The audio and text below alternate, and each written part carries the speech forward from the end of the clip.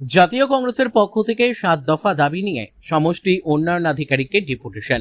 মুর্শিদাবাদের Nabagram BDO office চত্বরে ৭ দফা দাবি নিয়ে বিক্ষোভ ও ডেপুটেশন কর্মসূচি পালন করল নবগ্রাম ব্লক কংগ্রেস কমিটি।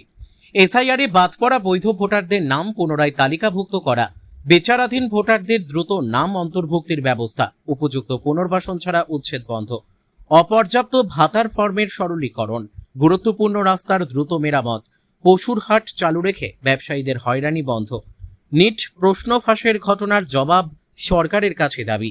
কংগ্রেসের পক্ষ থেকে দাবি করা হয় সাধারণ মানুষের স্বার্থে প্রশাসন যেন দ্রুত এই দাবিগুলির বিষয়ে প্রয়োজনীয় ব্যবস্থা গ্রহণ করে। বিশেষ করে এসআইআর নিয়ে তীব্র আক্রমণ করেন নির্বাচন কমিশনারকে।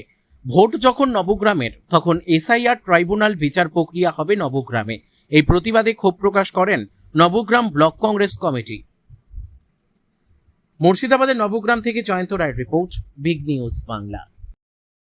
আমাদের আজকে ৭ দফা দাবি নিয়ে প্রধান ইস্যু এসআইয়ের নাম করে নবগ্রাম ব্লক তথা সারা পশ্চিমবাংলায় যেভাবে ভোটারদের নাম তালিকাভুক্ত করেছে, সেই যে সমস্ত নিরীহ ভোটাররা ভোটার লিস্ট থেকে নাম বাতিল হয়েছে, ভোটার লিস্ট থেকে নাম বাতিল হওয়া শুধু ভোট দেওয়া নয়, ভোটার লিস্ট থেকে নাম বাদ হওয়া মানেই সমস্ত রকম সরকারি সুযোগ সুবিধা থেকে বঞ্চিত হওয়া।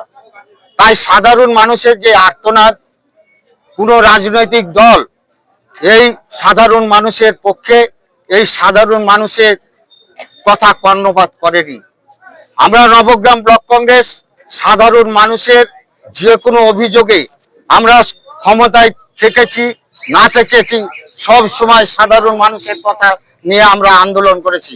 তাই আজ নবগ্রাম ব্লক কংগ্রেস আমরা বিডিও অফিসে আমরা ডেপুটেশনে সামিল হয়েছি এবং বিডিও সাহেব এই অফিসে তাকে লিখিতভাবে 7 দিন আগে আমরা জানা সত্ত্বেও বিগত দিনে আমরা বিডিও সাহেবকে জানিয়েছি, অজুহাত দেখিয়ে হয় ডিএম অফিস না এসডি অফিসের মিটিং এর নাম করে তিনি গেস্ট হাউসে গিয়ে আরাম করছেন এবং জয়েন্ট বিডিওকে দায়িত্ব দিয়ে আমাদের ডেপুটেশন নেওয়ার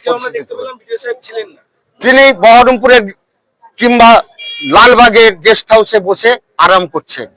আমাদের কাছে খবর আছে তার কোনো মিটিং ছিল না।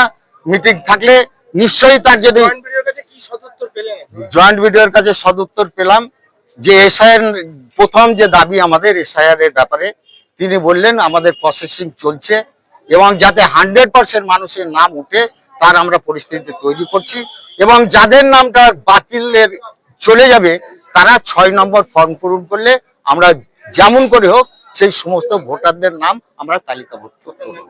আমার নাম মীর বাদাম আলী, নবগ্রাম পশ্চিম চক্রের সভাপতি।